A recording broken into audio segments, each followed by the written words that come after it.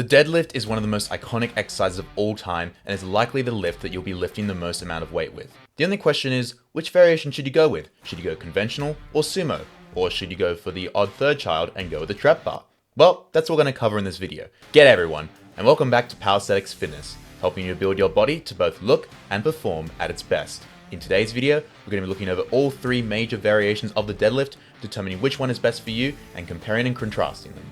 Starting off with the conventional deadlift, which is hands down the most popular variation of the exercise, this is great for building up your hamstrings and your lower back in particular.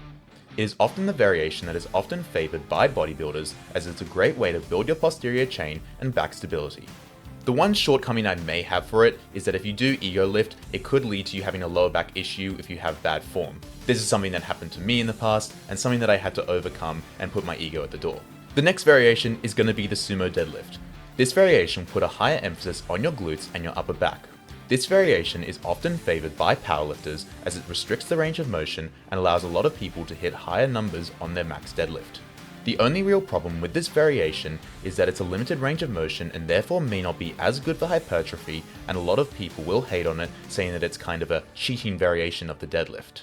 The final variation is going to be the trap bar deadlift. This variation places the least emphasis on the back but has the highest emphasis on the quads. It's essentially a squat, however the load is in a different area and therefore a different resistance profile. These will often be favored by athletes who are looking for explosivity and building up leg strength and power. There are two cons that I can think of when it comes to trap bar deadlift. Firstly, since it uses a different bar, you won't be able to use a trap bar deadlift in a powerlifting competition, and therefore if you're a powerlifter, this may not be best for if you're trying to build up to your 1 rep max. Secondly, if you opt for the trap bar deadlift, your hinge movement pattern may not be optimized and therefore may be a lagging factor in your physique and strength. All three variations of this exercise are amazing. However, I have to rank them. I'd put in last place, I'd probably opt for the trap bar deadlift simply because it's more of a squat based movement pattern and I prefer movements such as the back or the front squat when it comes to this sort of situation.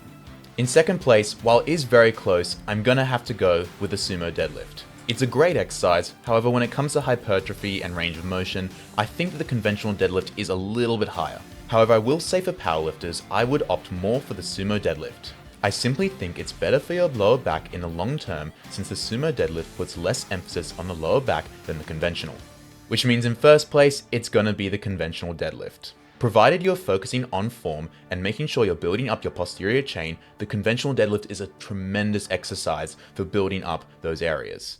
Again, all three variations of this exercise are amazing, and you can pick whichever one suits your goal best. And there we have it. If you found this video helpful, be sure to drop a like. If you've got any questions regarding anything you saw in this video, be sure to comment down below and I'll get back to you as soon as possible.